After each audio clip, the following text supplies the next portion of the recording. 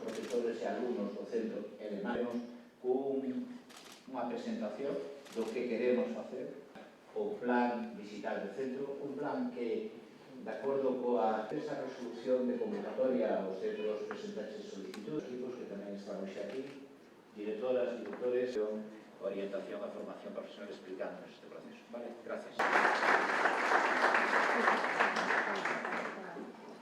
Ordenado, o máis ordenado posible, e para iso o que plantexamos foi crear directora xeral de Axencia de Modernización Tecnolóxica de Galicia, Mar Pereira. Como as actuacións que estamos a desenvolver. Quero sumarme tamén aos agradecementos. Xestión, unha vez publicada esta estrategia de principios. Bueno, para empezar, os centros non teñen que facer ninguna xestión ao respecto. Xa está en personal toda a redacción de persoas de novembro, pasado xoves, e nela, pois, desarrolla de educación digital. Por lo tanto, a través desa resolución, establece esa... Estamos falando dunha ferramenta, estamos falando de un medio. Así como a educación non é un fin en si mesmo, senón que é un medio para que ter un futuro mellor, tamén o plan digital de centros non é un fin en si mesmo, é un medio para que os nosos alumnos poidan ter un aprendizaxe en constante contacto coas novas tecnoloxías para que poidan ter oportunidades para o futuro. E, obviamente, todo isto non se pode facer sin o pilar fundamental. E o pilar fundamental estades aquí. Estades os directores, estades os que denominamos mentores, que vades a ter un área de influencia na cual tedes que axudar a implementar os planes digitais de centro. Está a rede de formación, que ten un papel fundamental na formación do profesorado e, por conseguinte, pois no avance do sistema educativo, e está a xencia tecnolóxica, que é a parte, digamos, máis de infraestructuras tecnolóxicas que é vital e fundamental para poder sacar adiante este proceso.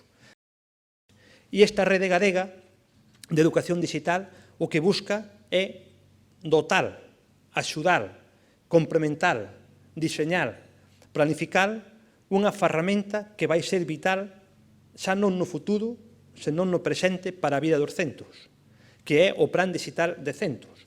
Ningún centro, nadie mellor que o propio centro, sabe o que necesita, sabe os recursos que ten, sabe as súas potencialidades, sabe as súas carencias. Evaluémonos, vexamos cales son as nosas potencialidades, cales son as nosas debilidades, fagamos un diagnóstico e implementemos aquelas medidas que van facer posible que o sistema educativo avance e que o sistema educativo avance dentro desta tarefa inacabada, que é constante no mundo educativo para que os nosos alumnos, que ao final nós traballamos, basicamente, por nosos alumnos, pois teñan maiores competencias, maiores capacidades e maiores destrezas, pensando nun futuro que, obviamente, cada vez é máis tecnolóxico e cada vez é máis digital. Polo tanto, agora estamos nun momento no que hai varias liñas que temos que reforzar contra estes fondos europeos e que acompañen realmente este proceso de impulso definitivo a esa digitalización da educación en Galicia. O mencionaba o conselleiro, é unha realidade que Galicia é un referente. É verdade que queda moito por facer, pero se fixeron moitas cousas, e aparte con un impulso moi decidido daqueles centros, ademais, que optaron tanto por ser centros a avalar como por despois ser centros a disgal. Polo tanto, agora sí que nos queda aproveitar todo este financiamento para impulsar varias liñas. Eu mencionaría 4 delas.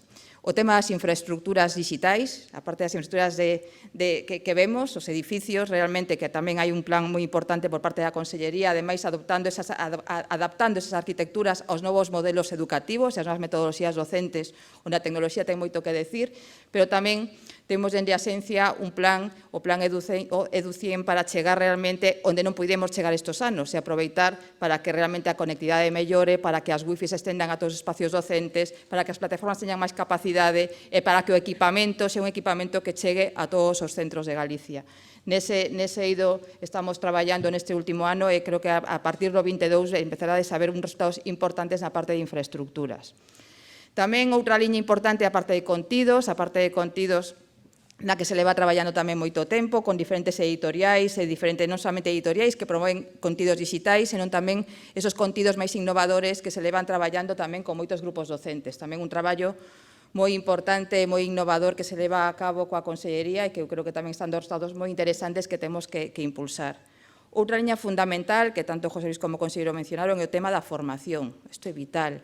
A formación, é dicir, o acompañamento a través do CAF e de toda a formación aos docentes e todas as novas metodoloxías docentes para realmente sacarlle o maior proveito a toda esta tecnoloxía que está ao noso alcance, realmente que axude a, pois, eso sabedes mellor que eu, por suposto, a ensinar de xeito distinto, a ensinar de xeito que os rapaces sintan máis implicados nese proceso de aprendizaxe, non?